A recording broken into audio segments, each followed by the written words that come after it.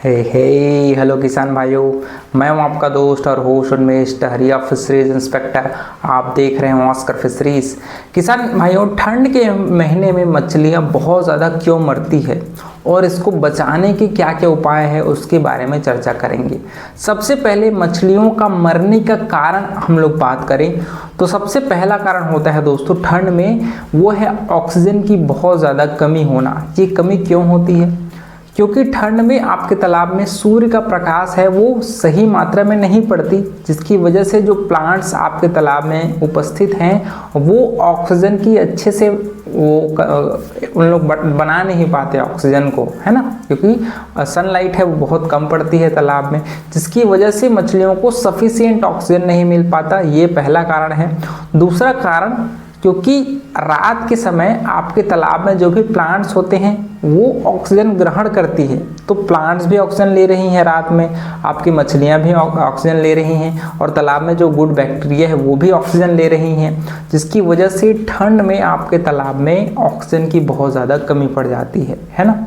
जिसकी वजह से आप देखेंगे कि सुबह सुबह मछलियां सरफेस में आ करके गैस्पिंग करती हैं, तब आपको समझ जाना है कि आपके तालाब में बहुत ज़्यादा ऑक्सीजन की कमी हो गई है।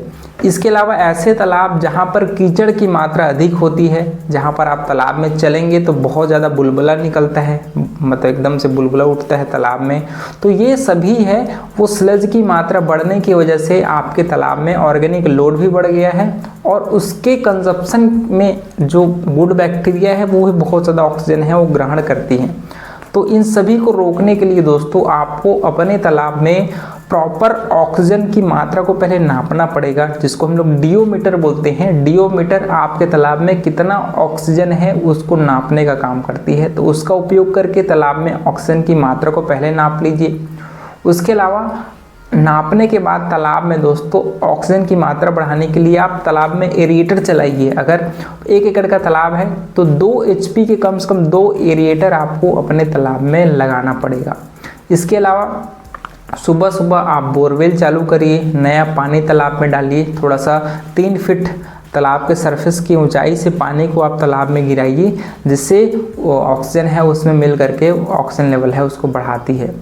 उसके अलावा आप अपने तालाब में ठंड के महीने में मछलियों को आप स्टॉकिंग जो डेंसिटी होती है उसको थोड़ा सा घटा दीजिए, ताकि ऑक्सीजन जो जितने भी मछलियां हैं वो कम संख्या में रहे, ज़्यादा स्पेस मिल सके और ऑक्सीजन ग्रहण करने के लिए कंपटीशन कम हो जाए। तो आप मछलियों की संख्या को घटा करके भी तालाब में ऑक्सीजन की मात्रा को बढ़ा सकते हैं। दूसरा इम्पॉर्टेंट कारण होता है दोस्तों, आपके नए स्टॉकिंग जब हम लोग करते हैं तो ठंड का महीना एक्चुअल में क्लोज सीजन कहलाता है, जहां पर 45 दिनों तक, कम से मिनिमम 45 दिनों तक हम लोगों को नए स्टॉक मछलियां को तालाब में नहीं डालना रहता। हमको जो भी मछलियां हम लोगों पहले से उसमें हैं उसी को हम लोग ग्रोथ करने का प्रयास करते हैं, उनको जिंदा रखने का प्रयास करते हैं। तो ठंड में मैं सलाह दूंगा कि कभी भी नया कल्चर आपको नहीं स्टार्ट करना है, आपको मिनिमम कम से कम फरवरी का वेट करना है। फरवरी महीने से आप नए मछलियां तालाब में छोड़िए और दिसंबर जनवरी कम से कम 2 महीना आपको बिल्कुल भी नए मछलियां आपको तालाब में नहीं डालना है। मछली पालन आप फरवरी महीने में फिर से शुरू कर सकते हैं, ठीक है। चौथा इम्पॉर्टेंट कारण जो मुझे लगता है मछली मरती है वो है ओवर फीडिंग की वजह से। जब हम लोग मछलियों को ज़रूरत से ज़्यादा तालाब में फीड खिलाते हैं, जिसकी वजह से जो तालाब में जितनी मछलियों की ज़रूरत होती है वो तो खाती ही हैं, लेकिन जो बचता है वो आपके बैक्टीरिया की ग्रोथ के लिए बहुत ज़्यादा यूज़ हो जाता है और उसके सड़ने की वजह से भी आपके तालाब में अमोनिया गैस बढ़ती है, जिसकी वजह से अल्टीमेटली तालाब में मछलियाँ हैं वो मरती हैं। तो इसको रोकने के लिए मैंने अपने वीडियोस में आज शेयर किया है कि सभी मछलियों का एक फीड चार्ट होता है, मतलब जितने भी मछलियां हैं उनको उसकी बॉडी वेट, उसके भार के हिसाब से कितना फीडिंग कराना है ये उनके चार्ट में अच्छे से लिखा रहता है। तो इसके लिए आप प्रयास करके कि सभी मछलियों का फीड चार्ट आप गूगल में सर्च करेंगे, किसी भी मछली का फीड चार्ट, जैसे मान लीजिए रोहू मछली का फीड चार्ट मुझे देखना है तो रोहू मछली फीड चार्ट ऐसा करके आप सर्च करेंगे तो आपको गूगल में सभी मछलियों के बॉडी वेट के हिसाब से कितना दाना खिलाना है वो वहाँ पर लिखा रहता है, उसका आप कैलकुलेट कर सकते हैं प्रतिशत में। फिर जितनी भी फीडिंग की ज़रूरत है उसको आप अपने तालाब में उतना फीड उसको डालिए। ओवर फीडिंग बहुत ज़्यादा खतरनाक है क्योंकि इससे आपकी जो फीड कॉस्ट है वो बढ़ जाता है और अल्टीमेटली आपका जितना भी इन्वेस्टमेंट है उसमें आपके फीड का बहुत बड़ा रोल होता है। तो अगर फीड आपके वेस्टेज में जा रही है तो आपके जो इन्वेस्टमेंट है वो बढ़ेंगी और अल्टीमेटली जितना भी प्रॉफिट होना था उसकी जो मात्रा है वो कम हो जाएगी। तो इसलिए आपको अपने फीडिंग चार्ट के हिसाब से ही मछलियों को फीडिंग कराना है।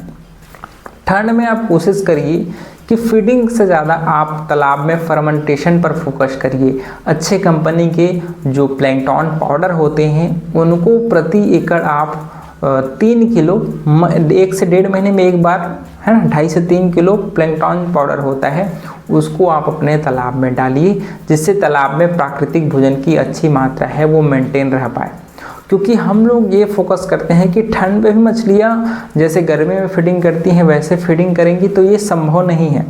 ठंड में मछलियों की जो मेटाबॉलिक रेट है वो स्लो हो जाती है, जिसकी वजह से मछलियाँ ज़्यादातर फीडिंग करना स्टॉप कर देती हैं। लेकिन वो पानी में रहती हैं और पानी में अगर प्राकृतिक भोजन फाइटोप्लैंक्टन और जूप्लैंक्टन की अच्छी मात्रा है तो वो कंटिन्यू फिल्टर फीडर हो करके छनते छनते मछली के शरीर में पहुँचते रहेंगी और उनको उससे जो जिंदा रहने के लिए जो एनर्जी है वो मिलता रहेगा। तो मैं सलाह दूंगा कि आप फर्मेंटेशन पर ठंड के महीने में ज़्यादा फोकस करिए। उसके अलावा दोस्तों मछलियों को आपको संख्या को थोड़ा सा कम रखना है, फीडिंग आपको उसके फीड चार्ट के हिसाब से मेंटेन करना है। और तीसरा आपको अपने वाटर क्वालिटी पैरामीटर्स को बहुत अच्छे से मेंटेन रखना है। वाटर क्वालिटी पैरामीटर्स में आपका डिजॉल्व ऑक्सीजन, पीएच, अमोनिया और आपके एल्कलिनिटी और हार्डनेस, ये 5 इंपॉर्टेंट पैरामीटर्स हैं जो आपके मछलियों के प्रॉपर ग्रोथ के लिए बहुत ही ज़रूरी होता है।